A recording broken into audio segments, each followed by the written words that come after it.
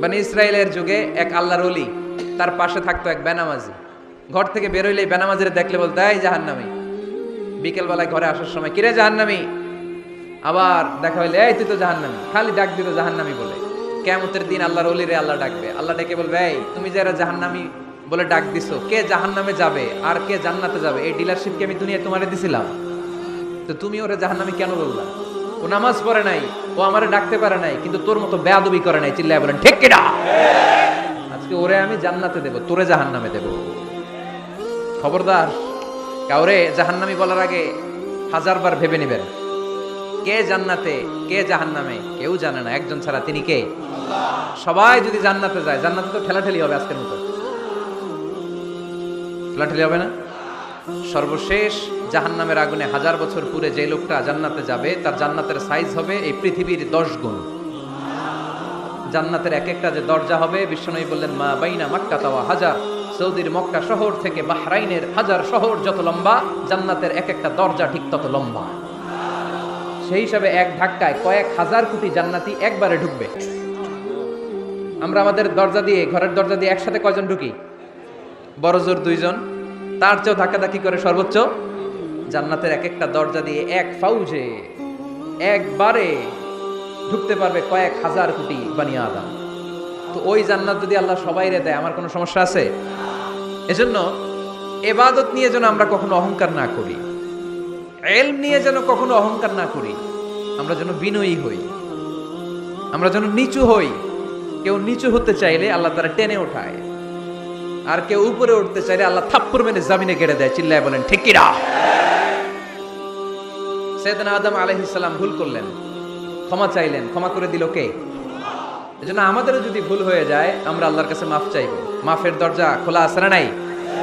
আবার সাইয়েদনা ইব্রাহিম আলাইহিস সালাম দোয়া করলেন, রব্বি জাআল্লাতি ওয়া মিন যুররিয়াতি রাব্বানা ওয়া তাকাব্বাল দুআ। আল্লাহ আপনি আমার নামাজ কায়েমকারী বানান, আমার কলিজার টুকরা ইসমাইলকেও আমার সাথে নামাজ কায়েমকারী বানান, আমার দোয়াটা আপনি কবুল করে নেন। সালাতে কায়েম করো, হো সালাতে কায়েম করো, হবে সম্মানী তুমি, হবে জান্নাতি তুমি, হবে সম্মানী তুমি, হবে জান্নাতি তুমি। ঠিক কি না? দিবে কাল হাসরে শীতল ছায়া, আরশে আজিম, রব্বিয়াল আলা, রব্বিয়াল আযীম, রব্বিয়াল আলা, রব্বিয়াল আযীম। সুবহানাল্লাহ পড়েন। এরপরে কোনো বিপদে যদি পড়ে যাই, কোনো আপদ মুসিবতে যদি পড়ে যাই, কি দোয়া করতে হবে? সাইয়েদনা ইউনূস আলাইহিস সালামের ওই দোয়াটা আল্লাহর কোরআনে আছে না নাই?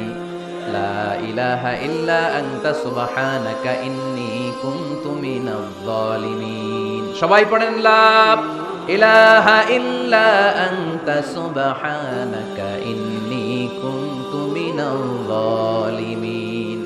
লা ইলাহা ইল্লা আনত, আপনি ছাড়া কোনো ইলাহ নাই, সুবহানাক, আপনি পবিত্র, ইন্নী কুনতু মিনাজ জালিমিন, আল্লাহ আমি জুলুম করেছি, ভুল করেছি, অন্যায় করেছি, আপনি ছাড়া বাঁচানোর কেউ নাই। ঠিক কি না? আল্লাহ ছাড়া বাঁচানোর কেউ আছে? তরানোর কেউ আছে? আমি ছাড়া আল্লাহর আরো গোলাম আছে না নাই? আমি ছাড়া, আমি তো আল্লাহর বান্দা, আমি ছাড়া আল্লাহর আরো বান্দা আছে না নাই? কিন্তু আল্লাহ ছাড়া আমার দ্বিতীয় কোনো রব আছে? দোয়া এটা বলবেন, আল্লাহ আমি ছাড়া তোমার গোলামের অভাব নাই, আমি ছাড়া তোমার বান্দাবান্দির অভাব নাই, কিন্তু তুমি ছাড়া আমার কেউ না, তুমি ছাড়া আমারে ক্ষমা করার বাঁচানোর কেউ নাই।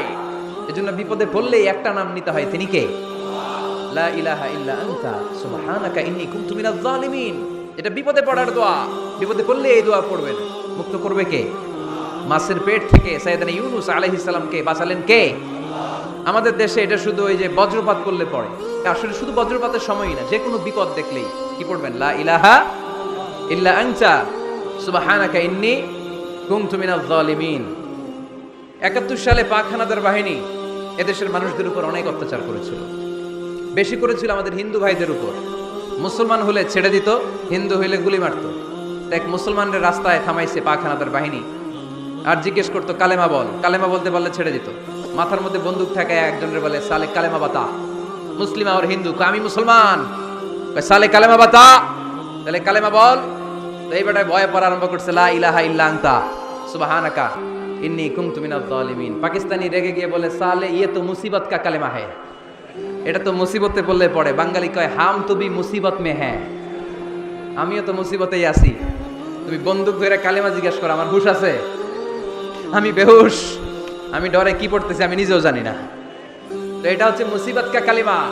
বিপদে পড়লেই যদি পড়েন, বিপদ থেকে উদ্ধার করবে কে? অনেকের মুখে কথা আটকে যায়, তোতলামি হয়, মামলিং হয়, হৃদয়ে ভয় হয়, দোয়া আসরা নাই। সাইয়েদনা মুসা আলাইহিস সালাম বললেন রাব্বি শরহ লি সাদরি ওয়া ইয়াসসির লি আমরি ওয়াহলুল উকদাতাম মিন লিসানি ইয়াফকাহু কওলি। সুবহানাল্লাহ পড়েন।